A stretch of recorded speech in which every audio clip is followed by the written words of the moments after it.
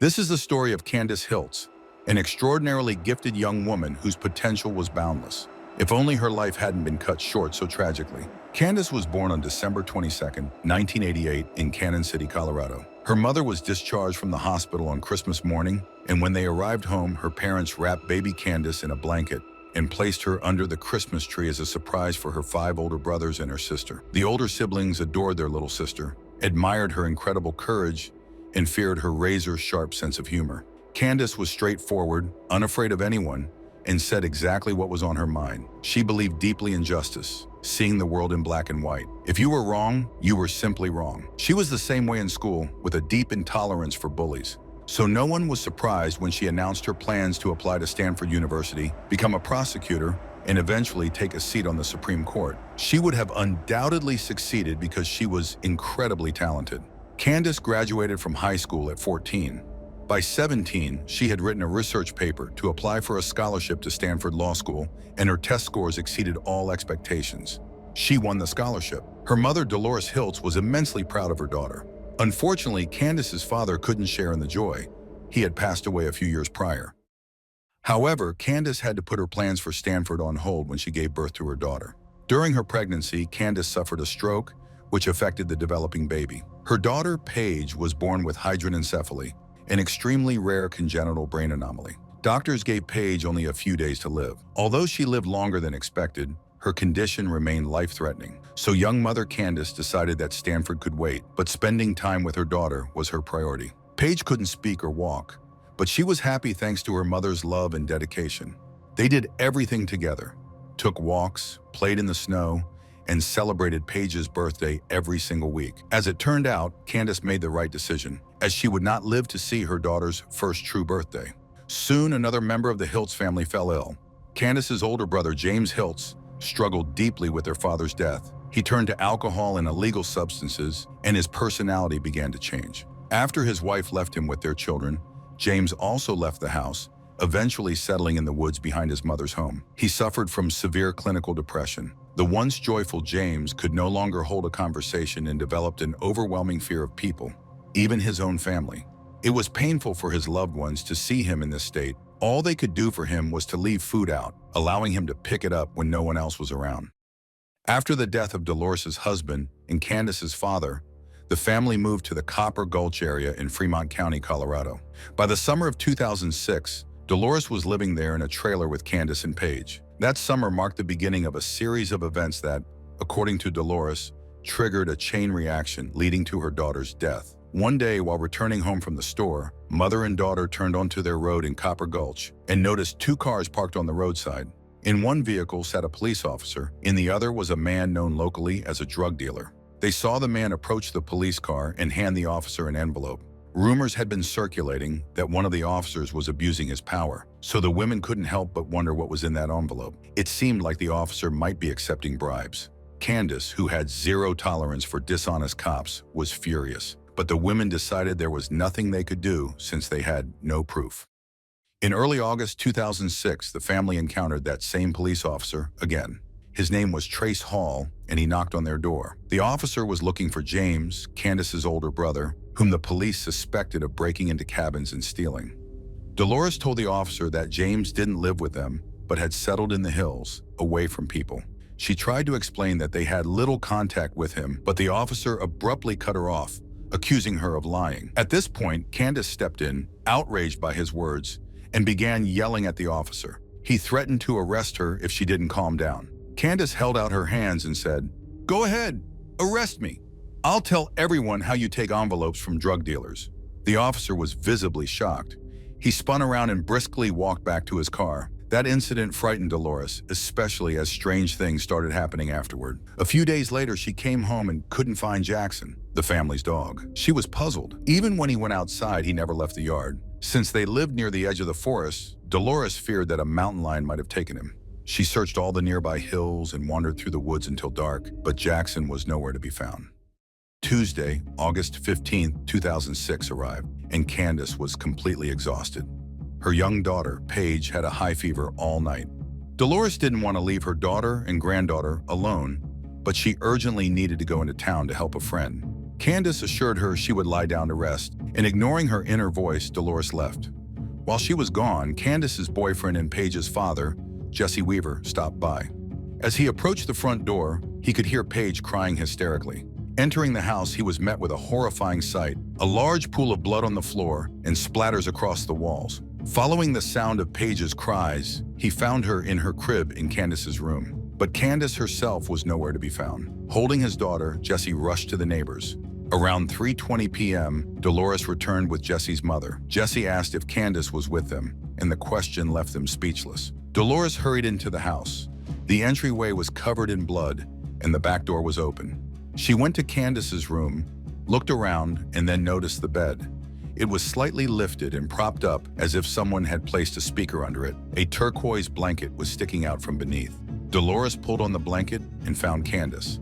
The wound on her head was so horrific it was as if she'd been nearly decapitated.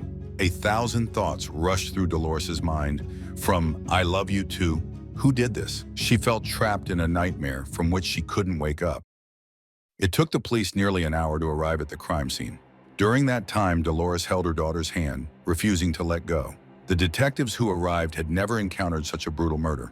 The killer had shot Candace in the face, chest, and back of the head. What baffled them was why her body had been hidden under the bed. Typically, a victim isn't moved from the scene, especially since hiding her wouldn't have seriously delayed the investigation. The police couldn't understand why the killer would do this. Fortunately, Paige was completely unharmed. Detective Robert Dodd was assigned to the investigation.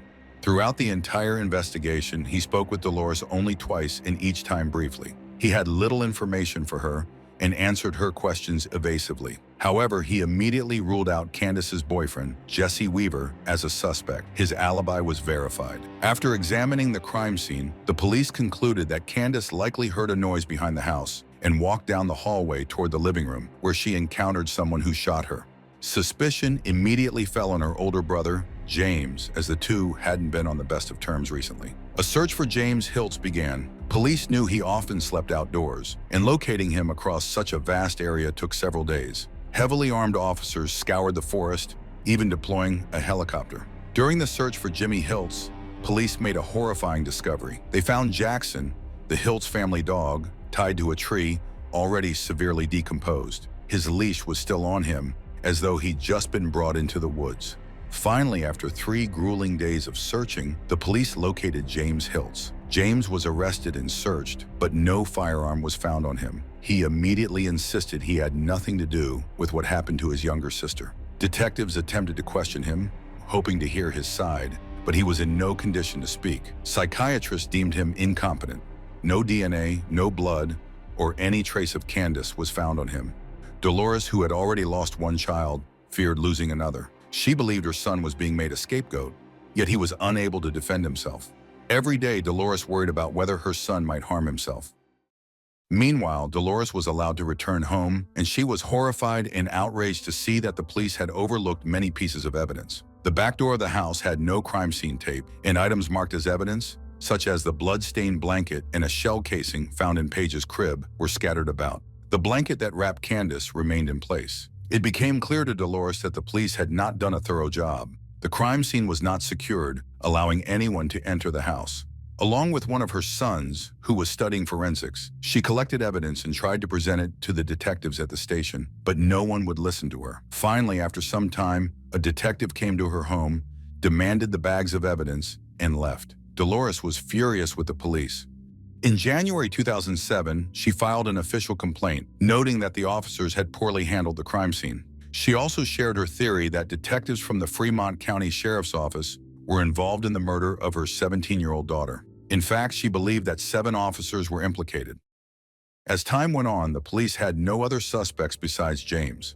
However, in the absence of evidence proving that James had killed his sister, he was only charged with burglary. Before the trial could begin, he was deemed incompetent and sent to a psychiatric facility for an indefinite period until his mental health improved. Immediately after that, the murder investigation stalled. The public wanted to know more about the case, but law enforcement provided no information, including the autopsy results. They didn't even disclose how many times Candace had been shot. The case was left unattended, as if everyone had forgotten about it, even though it remained open. 10 years passed. In 2016, street racer Rick Ratzliff, who had an interest in history and vintage items, decided to purchase a storage unit at an auction. Potential buyers were allowed to quickly inspect the contents of the unit.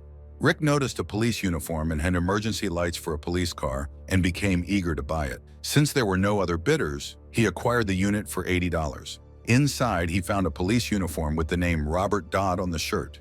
He also discovered bags labeled evidence, containing items such as a rope, an axe, socks, and a blanket. Rick couldn't believe his luck.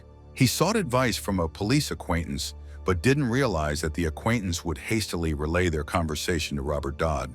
The detective and his wife contacted Rick via social media, offering to buy the storage unit from him. They spun tales about family heirlooms and photographs being left behind. Rick merely laughed and told them not to hope for that. Sheriff Jim Baker of the county also reached out to Rick, warning him that his life could now be in danger. Rick took this as a threat and reported it to the FBI.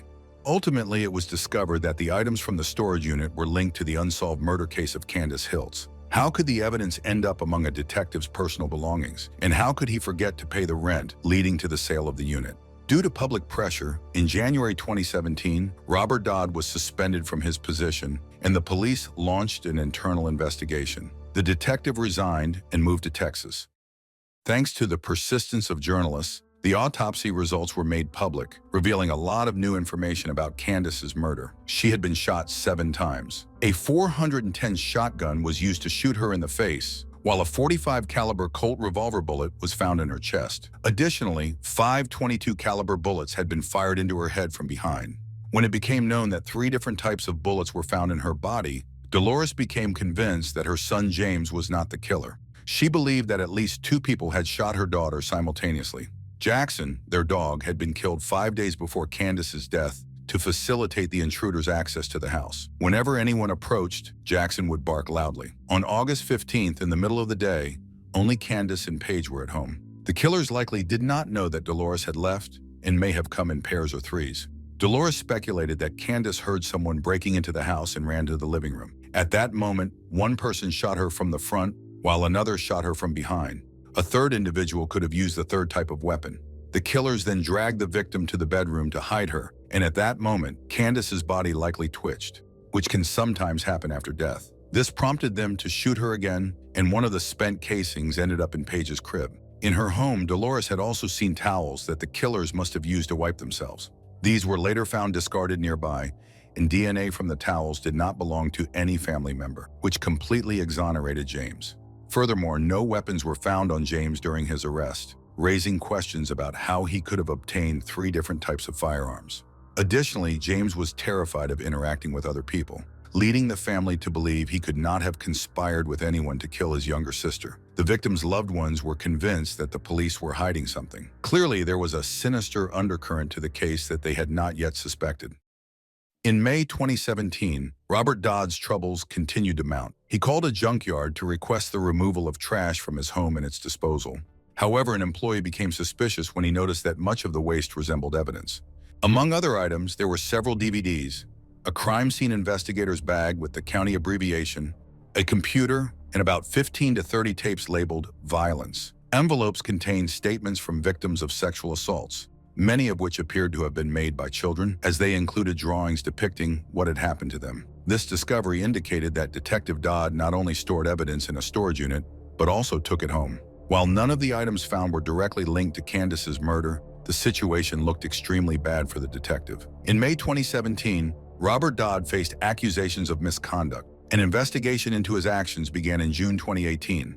It was revealed that Dodd had stored numerous items collected during the investigation into Candice Hiltz's case in his personal storage unit. Most of the so-called evidence was found in the woods during the search for James Hiltz, and it was later determined that these were merely discarded items that did not pertain to the case. However, police cannot simply throw away such items. They must be cataloged and documented before disposal. Detective Dodd was too lazy to go through this process, so he left the items in his storage unit, intending to deal with them later, but ultimately forgetting about them. Once he learned that his unit had been sold at auction, he quickly made a list of the items, backdating it to 2007. Over the years, he altered his report on Candice's murder 6 times after realizing the sale of his storage unit could raise questions about his handling of the case. The court found him guilty of this misconduct.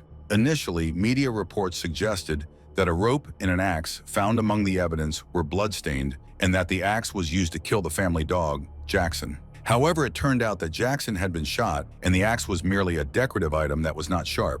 There was no blood on these items, meaning the significance of many items stored in the unit had been exaggerated. Still, it was possible that relevant evidence pointing to another suspect was present, but it had been improperly stored for 10 years, making DNA analysis impossible. Ultimately, Robert Dodd was not charged with any involvement in Candace's murder.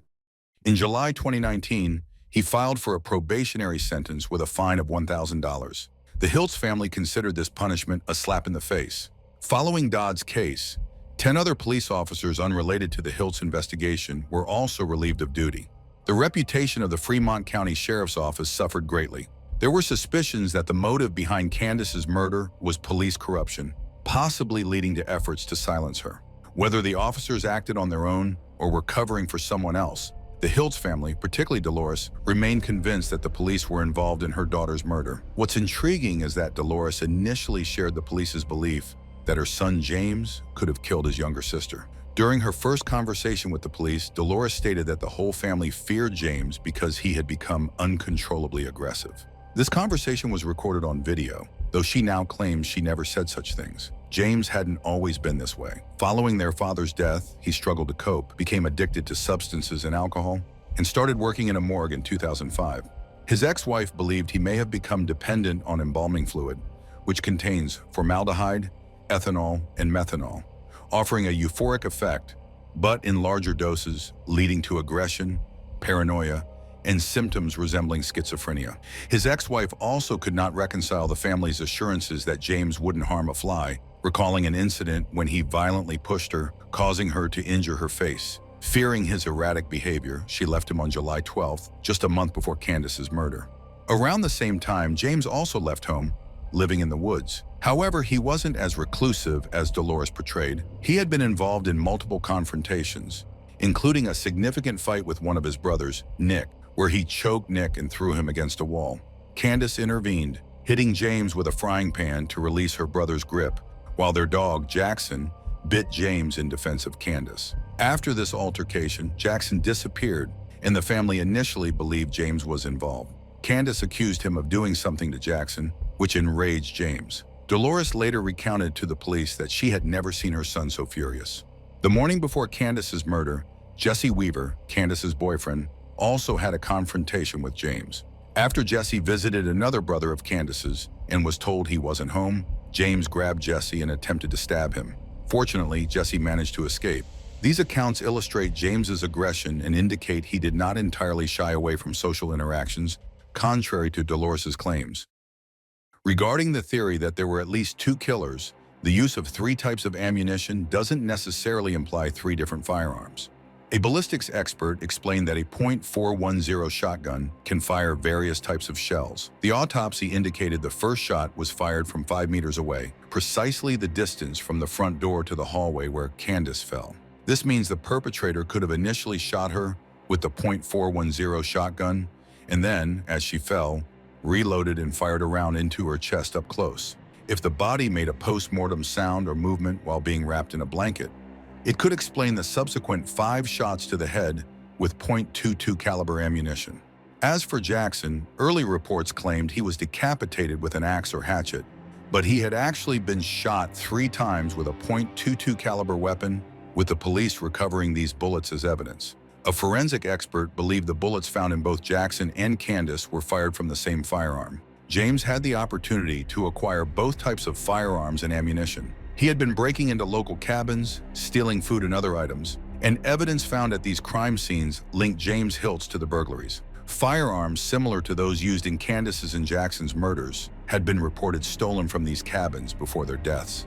A .410 shotgun was later found in the woods, indicating someone had attempted to break it with an axe. Alongside it, officers discovered a flashlight, a bloodied shirt, and a bloodied towel containing a piece of skull, confirmed to be Candace's. This suggests that after killing Candace, the perpetrator fled through the woods. Further supporting the theory that James could be the murderer is the observation that if corrupt police officers had killed Candace, they likely wouldn't have gone through the effort of dragging her body into the bedroom, propping the bed with a computer speaker, and hiding her beneath it.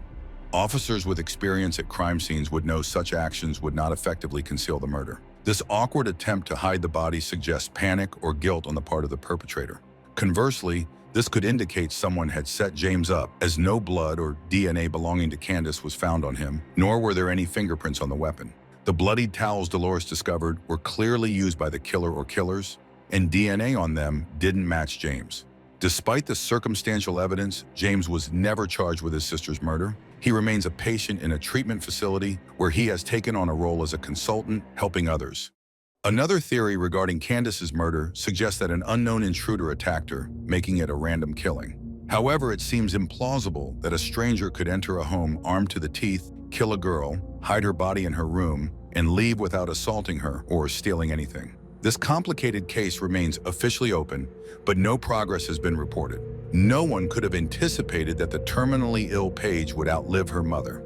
After Candace's death, Dolores took on the responsibility of caring for her granddaughter. Paige passed away in 2015 at the age of 7. Her family believes she is now in heaven, free to do all the things she couldn't do on Earth, running, playing, and building snowmen with her mother, always under the watchful protection of loyal Jackson.